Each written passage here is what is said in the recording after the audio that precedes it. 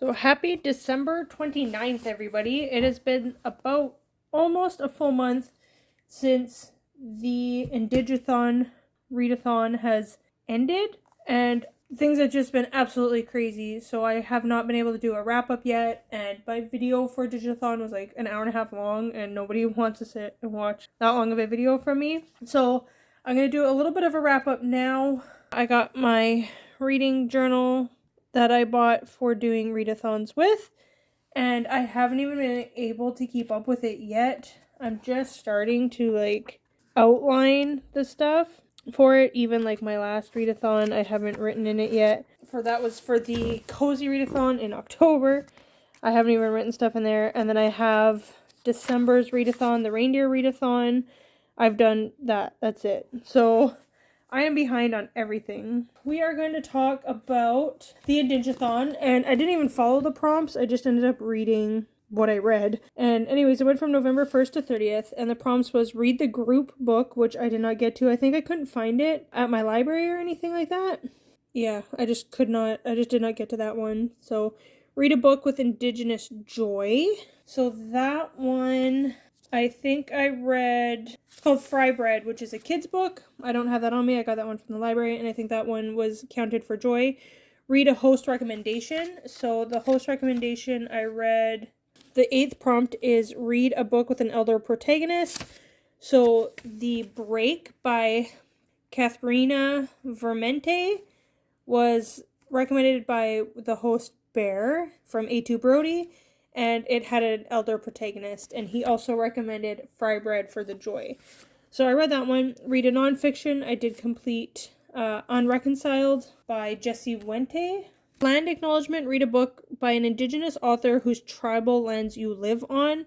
So I read the book about Fort Chipewyan, which is a couple of hours north of where I am now. So I read a history on the Fort Chipewyan, which was really, really interesting, but it was last updated like in the 80s, so some of the statistics and stuff are pretty outdated. The beginning history of it is still the same, so that was kind of interesting. Read a book with your favorite color on the cover. I did not pick out a specific book for that. My favorite color would be pink, and this book has some red on it. The one book I read has like a really beautiful cover, so that could kind of count, but read an Indigenous poetry collection. So I did read that, called An Honest Woman. And I don't know how to pronounce like the accents and stuff, but Jonina Curton.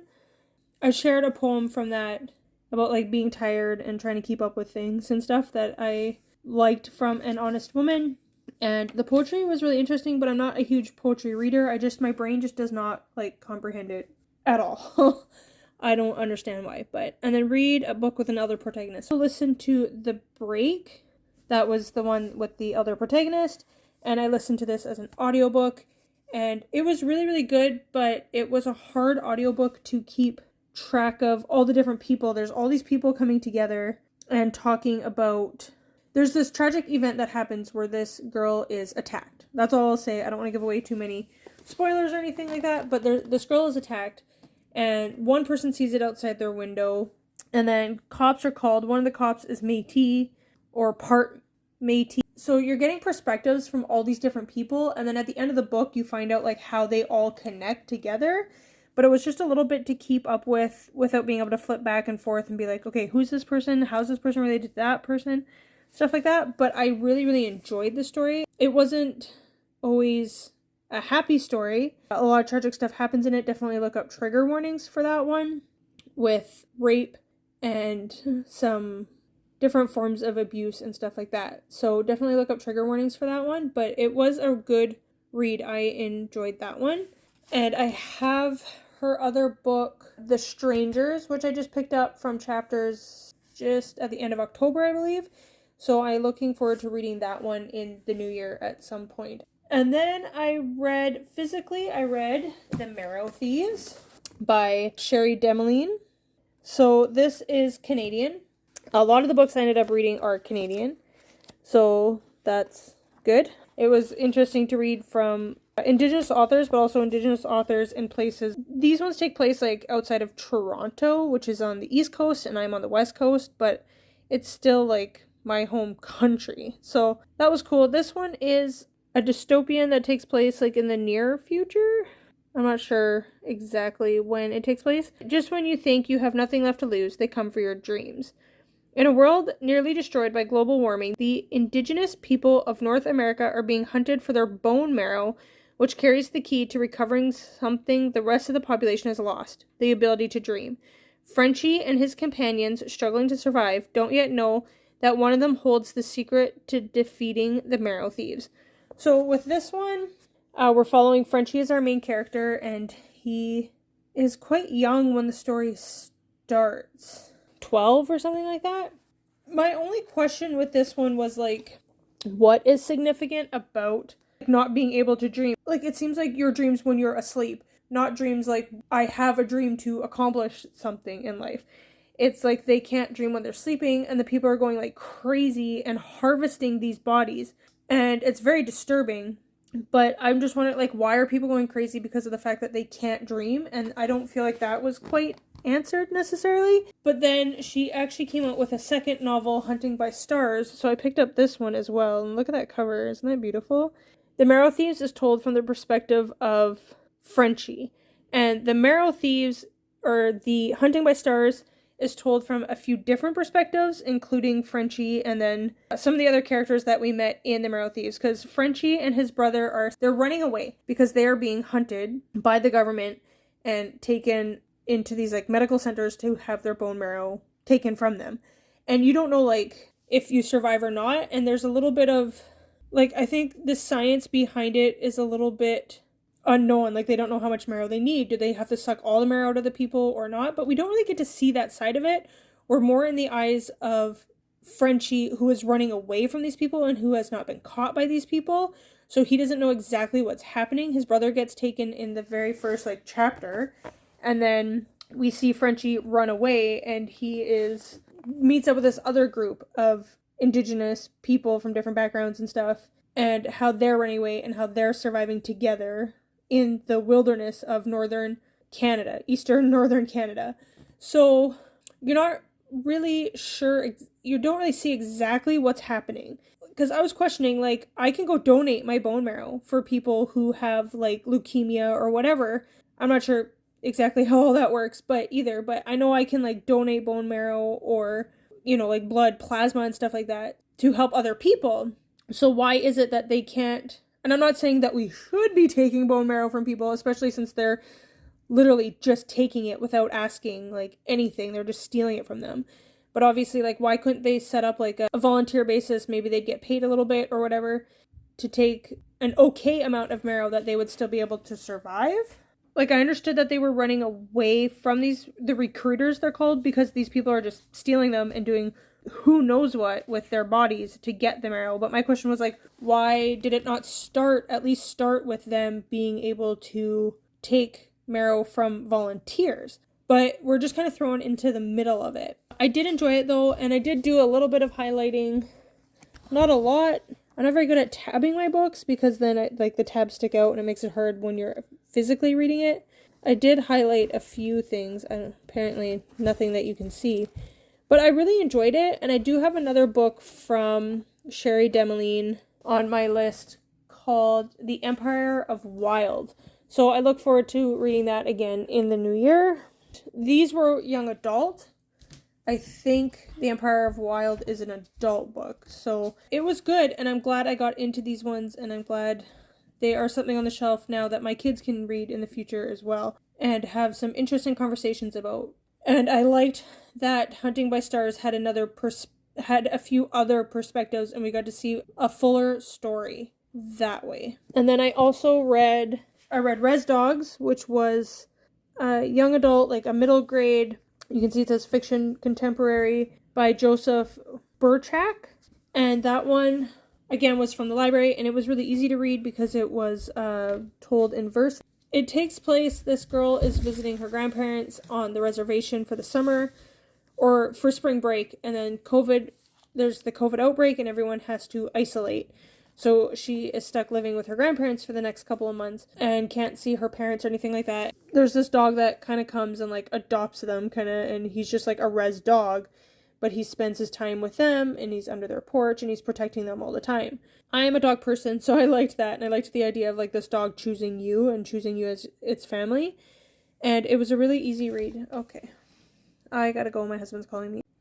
So my husband's making a turkey. Today is Wednesday. He's making the turkey Friday, so he's asking if we have certain ingredients or not.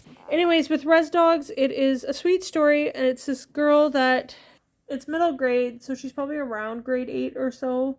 I really liked the fact that she got to spend time with her grandparents, like an extended amount of time that they weren't expecting, and you got to hear a lot of different stories from them, and just like having that intergenerational, like the grandchild and the grandparents, and learning from their experiences and stuff. And they talk a little bit about the residential schools and stuff, but not like a lot, but a little bit. And it just shows like the impact that it has on the other generations and stuff. So I really enjoyed Res Dogs. And like I was trying to say, I like the idea of like a dog like adopting you. Like he came up and he's like, you're my person, and he was there for her during the time that she was in quarantine with her grandparents in the house on the reservation.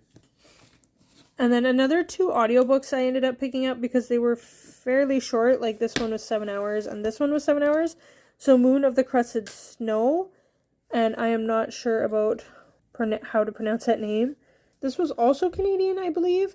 I've heard of this, I think Kayla from Books and Lala might have talked about this one. And so I was just looking up, I went on like my Libby app and looked up Indigenous audiobooks, and this came up. So this one's a fiction, and it is dystopian, and there's reservation. There's like a blackout, and then they have no electricity and stuff like that. So they have to figure out how to survive being separated from the larger population outside of the reservation. And I'm trying to think if this hits with COVID or not, but it's more based on the specific blackout. And then this guy shows up on like a skidoo talking about like how crazy things are getting in town, and I think it might be around Toronto. People are dying from just lack of resources, not being able to stay warm, things like that. So they're lining up these people like in a shed until till the ground thaws enough for them to be able to be buried. But some of the bodies go missing and stuff after this unknown guy that has no connection to the reservation shows up. So there's that little bit of a mystery there and stuff. And the book was okay. I don't remember like a whole lot about it, but it was an easy listen too, because like I said, it was only about 7 hours. So that was nice to just fill up some of the time and getting another read in during the readathon. And then I also listened to In Search of April Raintree. Like I mentioned, I was just looking up Indigenous audiobooks that were available through the app. And this is by Patrice Moissenet. It's probably French, and I can't pronounce French at all. And that was also 7 hours, and it is a fiction book. You can see I kind of dipped a little bit into December. Oh no. And this one takes place in the East Coast in like Ontario, Toronto area. And this one was a really heartbreaking story. It's these 2 girls, April and her sister, and they live not in a great family dynamic. Their parents are both alcoholics, and they get taken away and put into foster care. And the main character, they are Métis, and she wants to pass as white, and her sister is very much like, no, I'm Indigenous, and I care about Indigenous people, having resources for Indigenous people, but especially like women. And she's very much like taking hold of that culture and everything like that, where April's like, no, I don't want to. I just want to ignore it. I want to live as a white woman. And it makes me think of that other book I haven't read yet, The Vanishing Half or something like that, where it's like the black characters and the one girl they both could pass as white, but one chooses to pass as white and one chooses to live as a black woman. And I really, really want to read that. And I think it would have been good to pair it with this In Search of April Raintree. But there's a rape scene, so trigger warning for that. It happens near the end of the book. And it is like on page. And I listened to it as an audiobook, and it was obviously very disturbing. So there's that. There's alcoholism, like parental alcoholism, and kids being taken away and put into foster care. Some of the foster care is good, some of it's not so great. There's some like a drug abuse and addiction as well within the 2 like main characters. So if you're sensitive to any of those topics, obviously look into that. And this takes place, I think, in the around the 70s and 80s. Like, we followed them from when they're like pretty young up until their adulthood, into their adulthood. I found it really interesting, and it covered a lot actually in 7 hours, now that I'm thinking back on it. I really enjoyed that one as well. I say that about all the books. I know there was a couple DNFs in this month of reading, but we're not talking about those. We're talking about the ones I completed. I would definitely recommend In Search of April Raintree. It is a little bit historical fiction and takes place in Canada again. And I think it had won a few awards and stuff like that. And it was like re-released and things like that. Apparently it's like a big book here that I never heard of until this readathon. So I like that I am discovering new things and new authors and stuff like that. So that was good. Unreconciled, Family, Truth, and Indigenous Resistance by Jessie Wente I read. Again, through the library. I was going to buy it, but then some books are very heavily, like, politically or just with a lot of history, and it reads more like a textbook, and I'm not very good at those kind of books. I can't absorb them. I can't read them. I don't understand them. A lot goes over my head, so I was like, I'm going to hold off on buying it, and I will just get it from the library. And this was more of a memoir. Unreconciled was really good. He talks about defunding the police and stuff like that. So he shares a lot about his own story and growing up. The book starts with a story about him walking onto the baseball field and the kids doing the thing like with their hand over their mouth and making that noise like an Indian war cry kind of thing. And he's like, the only time I've ever seen these Indian war cry things are in American movies done by white people. Like, Native people don't do this. It was just really, really interesting, and it follows his story. Again, this is Canadian, takes place in Toronto, of course, and he is a film critic. It was kind of funny because he talked about how bad, what's that movie called? That movie with the blue people. It was like the first 3D movie, James Cameron. It was like mind-blowing, amazing. Everyone praised it. And he's like, this movie is horrible against Indigenous culture and just really, really not great representation. I loved everything he had to say about it. I don't remember thinking that movie was like amazing. I remember thinking like I enjoyed the colors and the effects and stuff like that. But I was like, meh about the story. From what I can remember, I've only watched it once. Avatar. Then I went on Facebook and I understood everything he was saying. I was like, this makes a lot of sense. I get that. And then I went on Facebook and my friend shared that like Avatar 2 was coming out. And I'm like, oh, I just read about how terrible of a movie that was. So that was kind of interesting. But he works like with the Toronto Film Festival and all these things throughout his life and in the story. And he talks about like having Indigenous stories and how important that stuff is and bringing that culture into Canada. We have a huge Indigenous population here in Canada and stuff, and bringing more of Indigenous art out into the forefront. But he also backs it up with things like statistics, talking about like defunding the police and why that's important and what that actually means, which I really appreciated. So it wasn't just like a dry textbook where it's just statistics. It's his story and then things that the government and stuff is doing interwoven into it. So I really highly recommend Unreconciled by Jessie Wente. And then the final book, one of the final books I read that I pre-ordered this year and finally got to it, was this beautiful book, The Firekeepers Daughter.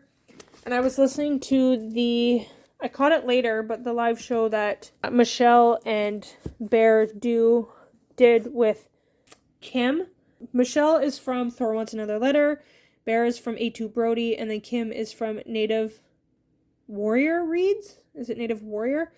But they talked about a lot of people picked up this book thinking it was fantasy, and I 100% confess I thought so too, even though this is Indigenous art and not necessarily fantasy. It was a really great discussion. I would definitely go back and listen to it. I think it's around 2 hours long, so it's a bit of a long one. This is Angeline Booley, Firekeeper's Daughter. It is not fantasy. It is just a YA. It is about a girl named, I'm not 100% sure how to pronounce her name. It's like Daunis, Daunis, Daunis. But like, first of all, let's just enjoy this book. Like, it's so beautiful. Red lettering on the spine, but the cover of the book is so beautiful. And like my husband was talking about it when he was like looking at all the different books. Like, look at the cute little bears and the eagles and stuff like that, right? And then like the butterfly and stuff. 18-year-old Donis Fontaine has never quite fit in, both in her hometown on the nearby Ojibwe reservation, and on the nearby Ojibwe reservation. She dreams of a fresh start at college, but when family tragedy strikes, Donis puts her future on hold to look after her fragile mother. The only bright spot is meeting Jamie, the charming new recruit on her brother Levi's hockey team. Yet even as Donis falls for Jamie, she senses the dashing hockey star is hiding something. Everything comes to light when Donis witnesses a shocking murder, thrusting her into an FBI investigation of a lethal new drug. I enjoyed this book a lot. It's a big, long story. Like, it's a big chunker of a book. It's not quite 500 pages. It is 481, 587, 488 pages long. But I feel like I read it fairly quickly, and it was easy to read. I learned a few things about it. Like, in it, she talks about the beginning of the different parts of the book have like north, east, south, west, and they talk about like a journey starts, like what the directions mean based on where you are in your journey and stuff. She talks about giving prayers to the creator. She's a runner. She's a hockey player. She's very athletic. So she goes to go running, and she will always give a little bit of tobacco as like an offering to the creator. And then she mentions like why she's praying like this prayer or that prayer or anything like that. I really liked that connection to the culture and her belief system, her beliefs in that tribe, that nation of people. There's also some words in there that they talk about and like what they mean, like even like saying thank you and stuff like that. So you're getting the indigenous words for that. So I really liked that. Like, I could learn from this book as well. It's not necessarily meant to be educational. It's just a story, but it's a story that I'm learning from, coming from a different culture and a different background and stuff like that. I definitely recommend this book. I don't know what the rating would be, if I would give it a 4 or a 5, but it would be pretty high up there. And I've just stopped reading books in the last half of this year. I don't have the mental capacity to think about, like, I'm like, I like the book or I don't. So there you go. And I really liked this one, and I liked the aspect of family in this. I like how close she is with her father at the beginning of this book. Has passed away, has been gone for several years now. And his sister, I think her mom is non-Indigenous and her dad is Indigenous. So she is mixed race, but her mom's family doesn't like Indigenous people, kind of thing. So she's visiting like her grandmother, who's in and out of like dementia, not always quite there. But she's like, how can my grandmother love me but hate a huge part of me from like her dad's side of the family? And when her father passed away, his sister wanted to be like a big part of her life. And the mom was like kind of set against her mom, who doesn't like Indigenous people, is like, no, she's going to not be kept from the Firekeepers side of the family. And she has like a really strong relationship with her aunt, her dad's sister. And I really appreciate that. And I just love the community there. I feel like where we're living, in the times we're living in the culture and the community that we are personally in, like me and my husband, we don't have quite as strong as a community, even being part of the church. If we really need help, we can reach out to the church and ask for help, and we would get help, but we don't have that like daily community. And especially with COVID right now and people not like wanting to come over and being scared and things like that, and just trying to social distance and be safe, which is all good, it still makes it very, very, very difficult to connect with people and to feel like you have that community there. So I really, really appreciated the community in The Firekeeper's Daughter and her relationship with her aunt and her cousins, and learning more about the culture and everything, because they talk about like the firekeeper, her aunt's husband keeps like the rocks hot when they go into like the tent and do like a sweat. I can't remember what that's called, but somebody has to like take care of the rocks all night long and stuff. So he's always constantly keeping the fire burning and stuff like that, and he's a firekeeper.